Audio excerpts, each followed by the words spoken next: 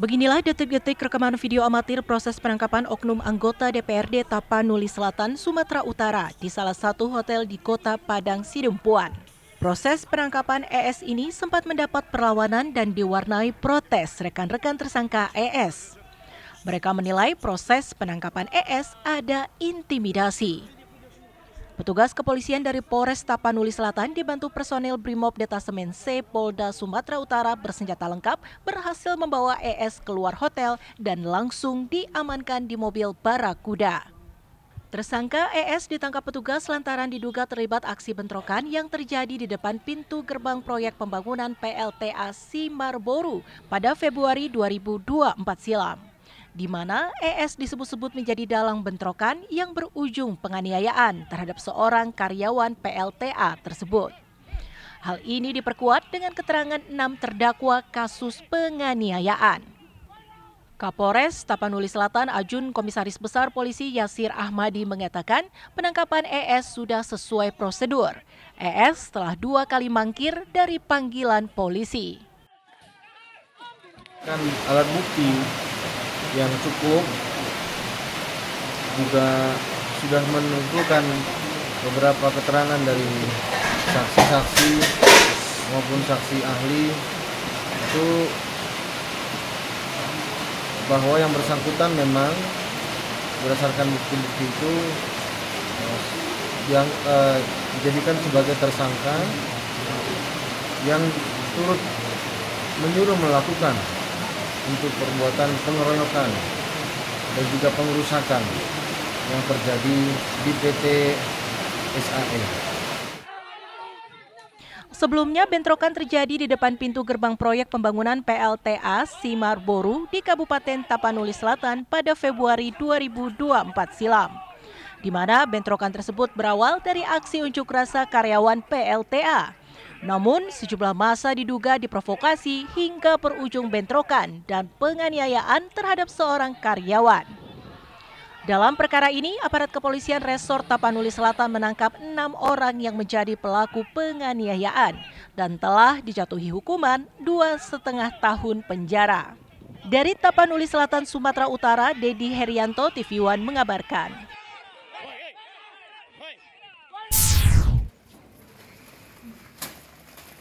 Ratusan karung beras ukuran 5 kg bergambar stiker salah satu calon wali kota Tanjung Pinang ini ditemukan pertama kali oleh panitia pengawas kecamatan di sebuah warung kopi di kawasan Senggarang, Tanjung Pinang, Kepulauan Riau. Beras bergambar stiker calon wali kota ini diperoleh dari seorang donatur dan rencananya akan dibagikan dalam kegiatan bakti sosial yang digelar oleh sekelompok mahasiswa. Untuk mengantisipasi agar beras bergambar stiker calon wali kota tersebut tidak dibagikan ke masyarakat, pihak Bawaslu Kota Tanjung Pinang kemudian mengamankan barang bukti beras tersebut ke sentra Gakumdu untuk dilakukan pemeriksaan. Dari hasil pemeriksaan, beras yang diamankan tersebut terdiri atas 100 karung bergambar stiker calon wali kota dengan tulisan sahabat terbaik Lis Darmansyah berbagi kasih dan 40 karung tanpa stiker. Ketua Bawaslu Tanjung Pinang Muhammad Yusuf mengatakan beras yang diamankan tersebut rencananya akan dikembalikan kepada donatur kegiatan mahasiswa dengan terlebih dahulu dilakukan pembinaan tentang peraturan pilkada. Maka itulah kita sampaikan kepada mereka bahwa ini terlarang, ini tidak boleh karena ini masa kampanye dan ada stiker salah satu calon wali kota gitu kan. Maka dari itu dari diskusi kita sampaikan kepada mereka banyak terlarang untuk sementara barang itu jangan dibagikan dan kami amankan dulu sampai hari ini. Itu ada berapa banyak? Itu 140 kantong. Kantong. Memang di beras itu memang ada stikernya? Ya, sekitar ada 100 kantong yang ada stiker, 40-nya tidak ada. Oh, gitu. Bawaslu Tanjung Pinang menegaskan ratusan karung beras yang diamankan tersebut belum masuk kategori pelanggaran karena belum sempat dibagikan kepada masyarakat. Hingga kini ratusan karung beras bergambar stiker calon wali kota tersebut masih diamankan Bawaslu, menunggu kehadiran pihak donatur sebagai pemilik beras. Dari Tanjung Pinang, Kepulauan Riau, Kurnia Syafullah, Khairullah, TV One mengabarkan.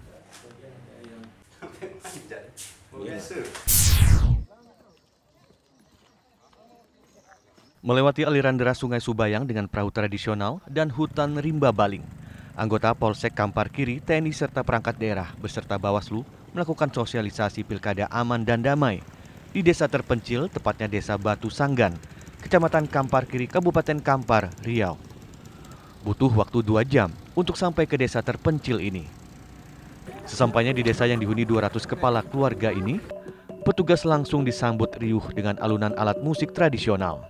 Petugas mengajak masyarakat untuk mensukseskan Pemilu Damai 2024 dengan tidak terprovokasi dengan berita hoaks maupun berita yang mengandung ujaran kebencian. Masyarakat juga diimbau untuk datang ke TPS untuk melaksanakan pencoblosan pada 27 November 2024 mendatang. Sulit daerah yang jauh dari keramaian, yaitu daerah Desa Batu Sanggan, Kecamatan Kampar Kiri Hulu. Kita melaksanakan polling system, menghimbau masyarakat di sini untuk memeliharakan Tipmas, situasi yang aman menjelang Pilkada 2024 ini. Kita juga mengajak masyarakat di sini untuk jangan golput, menyalurkan suaranya, hak pilihnya ke TPS yang sudah disediakan di sini nanti. Kita juga akan melaksanakan pengamanan terhadap 2 TPS di sini. Ada 2 TPS yang akan 1 TPS dijaga untuk 1 orang Polri nanti di sini. Jadi untuk daerah sulit ini ada 2 Polri, 2 TPS, 2 Polri. Untuk rute ke sini dari Polsek kita menempuh jarak selama 2 jam. Memang tidak ada jalan darat sini, memang semua jalur air, memang jalur air yang melintasi hutan rimba baling di Sungai Subayang.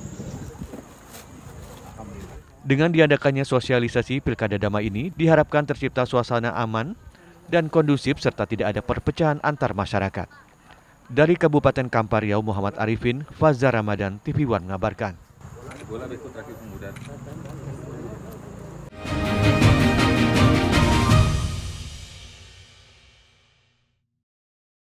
Terima kasih, saya sangat mengapresiasi ini ya, catatan demokrasi. Menurut saya ini acara yang paling bagus. Karena apa? Melihat data-data di lapangan, melihat leader-leader di lapangan, dan sekarang ada solusinya. Pada kesempatan ini saya mengucapkan terima kasih pada catatan demokrasi. Baik, jadi hasil pemeriksaan ada salah satu pelaku dengan Catatan Demokrasi, Selasa pukul 20 waktu Indonesia Barat, live di TV One. Februari yang lalu kalau nggak salah, di mana terjadi pembubaran. Ya tidak dilibatkan. Dilibatkan kan? Tidak, ini banyak undang-undang ini. Ustadz Hilmi sedikit, bagaimana Anda melihat ini Pak Ustadz ketika... Waktu yang sangat singkat, kita bisa mensimplifikasi sekitar 70. Penampilannya sudah nggak setuju. Yang terus. Saksikan yang ini dua saja. sisi Itu di TV Mas One. Menuntaskan rasa ingin tahu publik. UKT di Institut Teknologi Bandung ini mendapat protes dari mahasiswa, bahkan disarankan menggunakan pinjaman online. Dengan jumlah bunga kurang lebih 20% per tahunnya. Obrolan ringan membangkitkan motivasi dan inspirasi. Seorang penyandang disabilitas daksa tangan ini viral di media sosial bersalaman dengan rektor dengan menggunakan kaki. Caranya masing-masing untuk bangkit dan bisa sukses nantinya. Apa kabar Indonesia Siang di TV One? Hampir 15 sebelum pemilu itu puncak-puncaknya harga beras. Sekarang ini sebetulnya transisi untuk dari naik sudah turun. Bulog mendapatkan penugasan dari pemerintah untuk mengelola cadangan beras pemerintah. Nomor 1, kita mengutamakan produksi dalam negeri. Kemarin sekitar 1 bulan lalu ya, kita berikan untuk pasar induk beras Cipinang gelontoran 50.000 ton langsung. Saksikan Indonesia Business Forum live di TV One.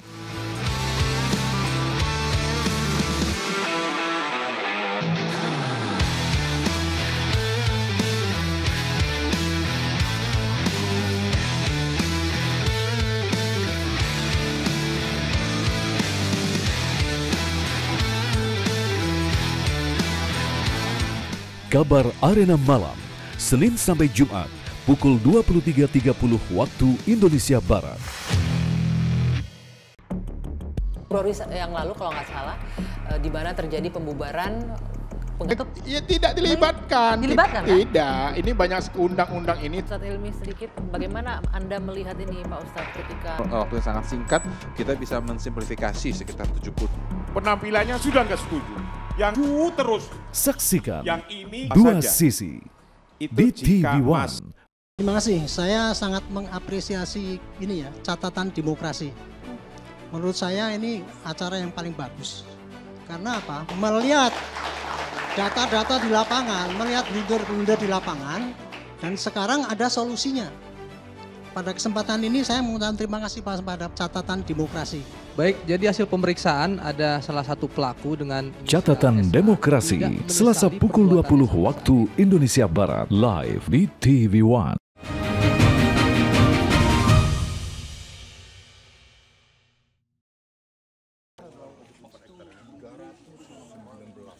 Calon Gubernur Sumatera Utara nomor urut 1, Bobi Nasution, belusukan ke areal pertanian warga di Desa Lumban, Silintong, Kecamatan Balige, Kabupaten Toba, Sumatera Utara.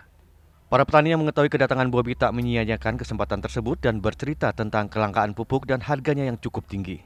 Selisih harga pupuk yang dibeli petani dengan harga pupuk bersubsidi bisa mencapai Rp500.000, sehingga sangat menyulitkan para petani.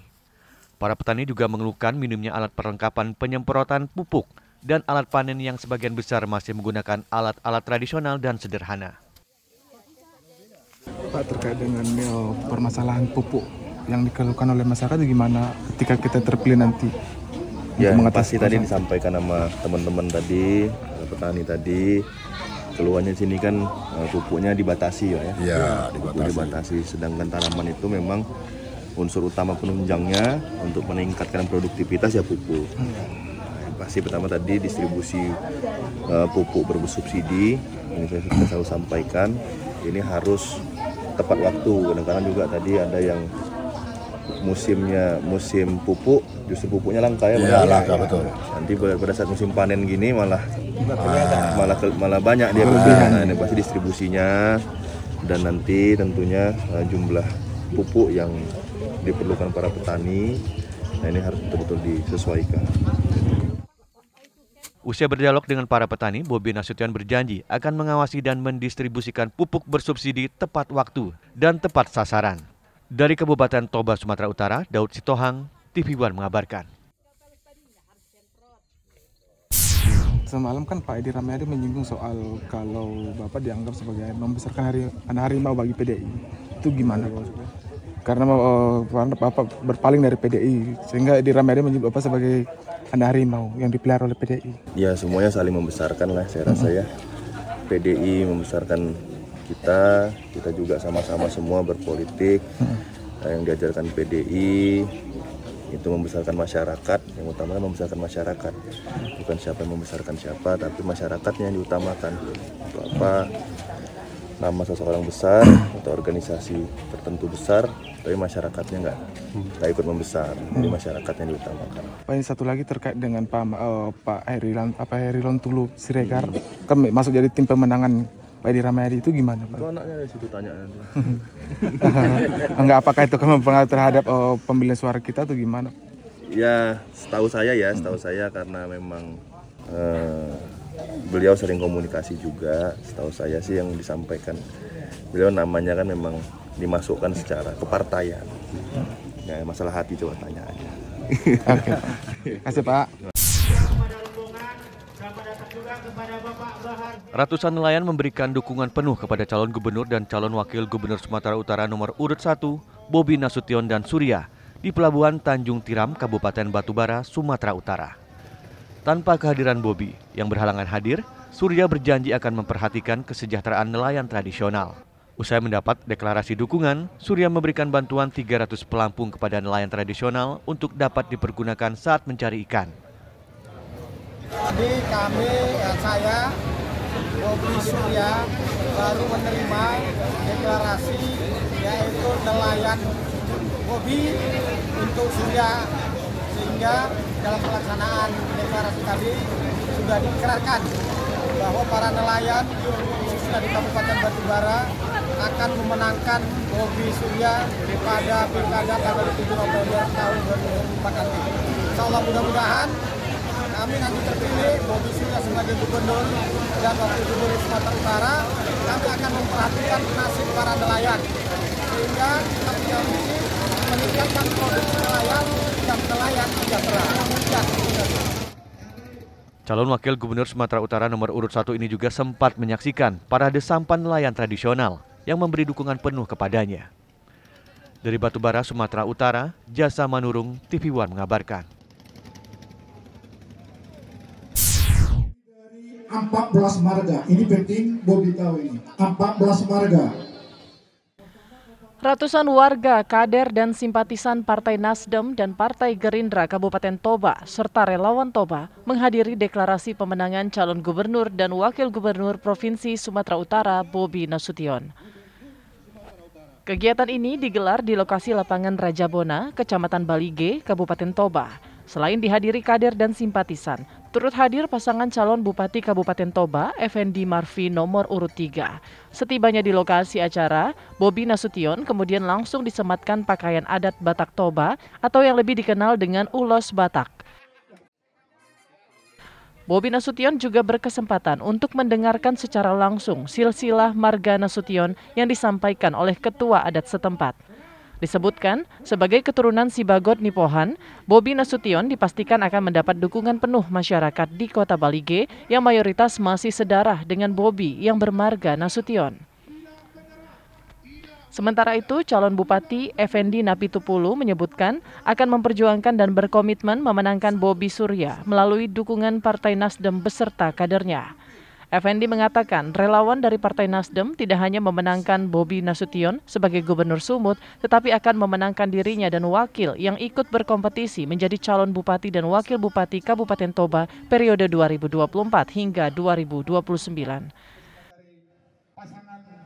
Kami minta kesediaan dari pasangan.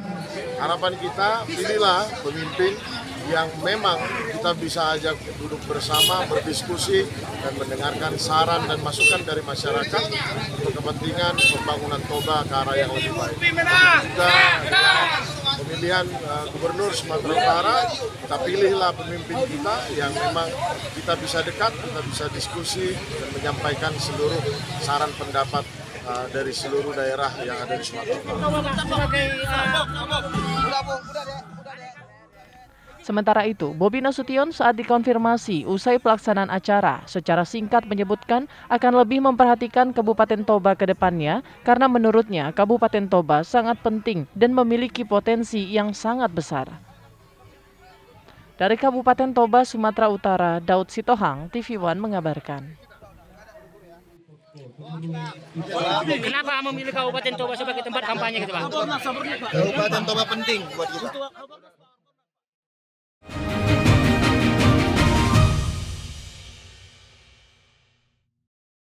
Terima kasih. Saya sangat mengapresiasi ini ya, catatan demokrasi. Menurut saya ini acara yang paling bagus. Karena apa? Melihat data-data di lapangan, melihat leader-leader di lapangan, dan sekarang ada solusinya. Pada kesempatan ini saya mengucapkan terima kasih pada catatan demokrasi. Baik, jadi hasil pemeriksaan ada salah satu pelaku dengan Catatan Demokrasi, Selasa pukul 20 waktu Indonesia Barat, live di TV One. Februari yang lalu kalau nggak salah, di mana terjadi pembubaran.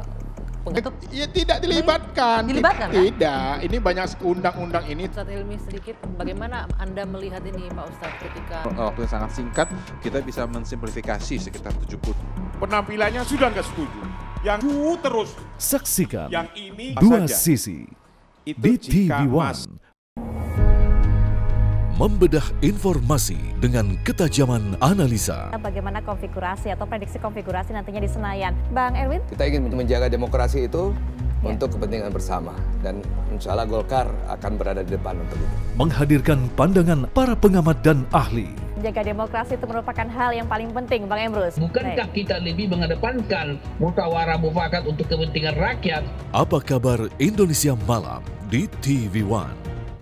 Mengamati dinamika yang terjadi. Pemerintah ini sebenarnya siap jika pilkada menjadi September. Sebenarnya kan sudah berproses cukup lama ya. Pilihannya dua ya, apakah melalui penerbitan Perpu atau revisi undang-undang. Dan menegakkan nilai-nilai demokrasi. Lebih kepada substansi ya. Menggaungkan persatuan, kerukunan. Maka daripada itu Pak Prabowo selalu balik lagi. Jangan lupa hal terpenting ini adalah menaikkan kelas sumber daya manusia kita. Februari yang lalu kalau nggak salah, di mana terjadi pembubaran Ya tidak dilibatkan. Dilibatkan kan? Tidak, ini banyak undang-undang ini. Ustadz Hilmi sedikit, bagaimana Anda melihat ini Pak Ustadz ketika Waktu yang sangat singkat, kita bisa mensimplifikasi sekitar 70. Penampilannya sudah nggak setuju. Yang terus. Saksikan Yang ini Dua saja. Sisi Itu di jika TV One. Selalu ada kabar yang menjadi perhatian utama. Meskipun proses penghitungan suara Pilpres 2024 masih berlangsung, sejumlah pemimpin negara tetangga dan negara sahabat mengucapkan selamat kepada Prabowo Subianto. Menjadi catatan penting bagi semua. Kasus perundungan di sekolah Binus Serpong yang melibatkan anak-anak sejumlah figur ternama berkembang cepat. Hari ini kami gelar perkara untuk peningkatan status dari penyelidikan ke Kabar utama di TV One. Menuntaskan kasus yang meresahkan.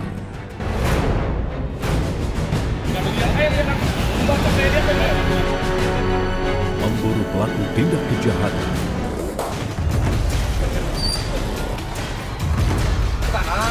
Menyergap hingga ke tempat persembunyian.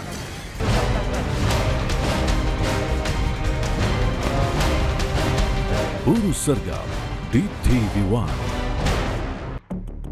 Februari yang lalu kalau nggak salah, di mana terjadi pembubaran. Ya tidak dilibatkan. Dilibatkan kan? Tidak, ini banyak undang-undang ini. Ustadz Hilmi sedikit, bagaimana Anda melihat ini Pak Ustadz ketika Waktu yang sangat singkat, kita bisa mensimplifikasi sekitar 70. Penampilannya sudah nggak setuju. Yang terus. Saksikan Yang ini Dua saja. Sisi Itu di jika TV One. Terima kasih, saya sangat mengapresiasi ini ya, catatan demokrasi. Menurut saya ini acara yang paling bagus. Karena apa? Melihat data-data di lapangan, melihat blunder-blunder di lapangan, dan sekarang ada solusinya. Pada kesempatan ini saya mengucapkan terima kasih pada catatan demokrasi. Baik, jadi hasil pemeriksaan ada salah satu pelaku dengan Catatan Demokrasi, Selasa pukul 20 waktu Indonesia Barat, live di TV One.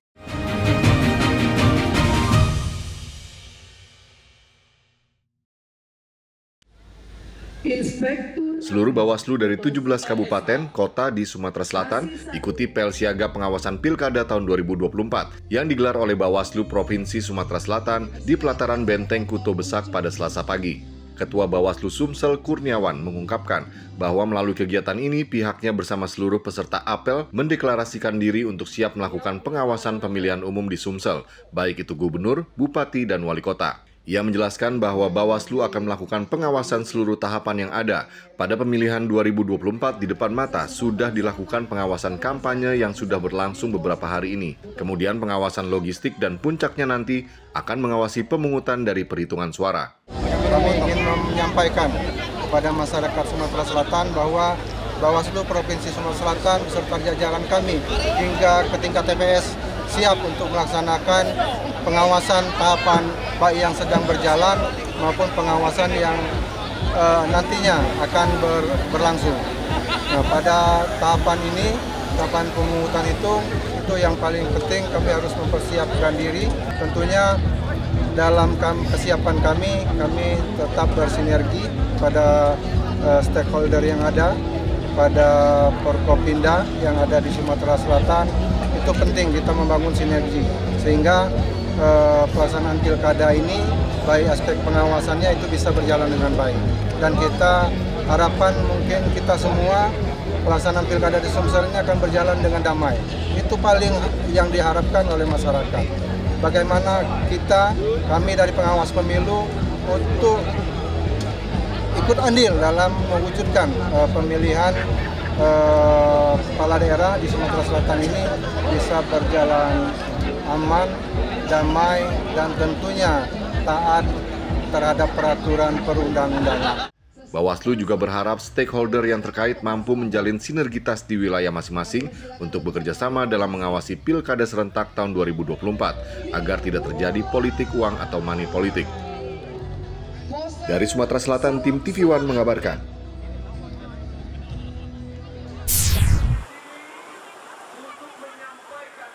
Hujan deras yang mengguyur wilayah pesisir tengah Kabupaten Pesisir Barat tak menyurutkan semangat para pendukung pasangan calon bupati dan wakil bupati nomor urut 2, Septi Heri Agusnaini dan Ade Abdul Rohim dalam menghadiri kampanye akbar.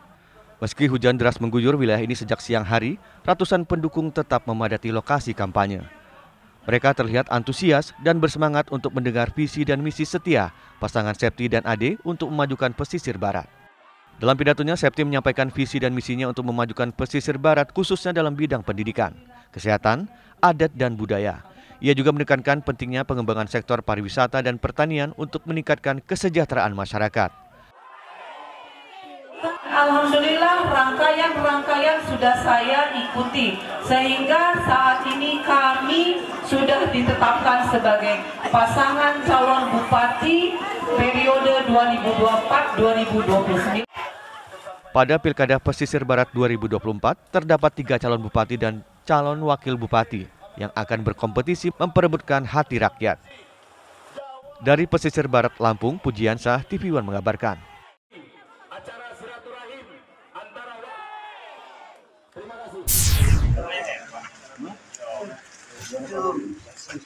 Sejumlah logistik pilkada serentak pada 27 November 2024 mendatang mulai diterima oleh KPU Tulang Bawang di Kecamatan Menggala. Logistik yang terkirim dari percetakan di Jakarta langsung ditempatkan di gudang KPU dengan pengamanan ketat. Logistik yang telah tiba yakni kotak surat suara, bilik suara, segel, dan tinta, juga beberapa logistik lainnya. Pengiriman dan penerimaan logistik pilkada juga dipantau oleh pihak Bawaslu setempat. Kebutuhan logistik yang telah sampai di gudang atau Kabupaten Tulang Bawang yaitu tinta, segel, kabel tis, dan bilik sudah sampai di kotak suara sudah sampai di gudang KPU Kabupaten Tulang Bawang mulai dari tanggal 26 September sampai dengan tanggal 20 September sampai dengan 26 September udah berdatangan ke gudang KPU Kabupaten Tulang Bawang. Untuk logistik yang belum tiba, yakni sampul, formulir, dan surat suara, logistik tersebut akan tiba di KPU Tulang Bawang pada awal November mendatang. KPU menunggu pengiriman logistik lainnya yang masih dalam tahap pencetakan di Jakarta. Dari Tulang Bawang, Lampung, Pujiansyah, TV One mengabarkan.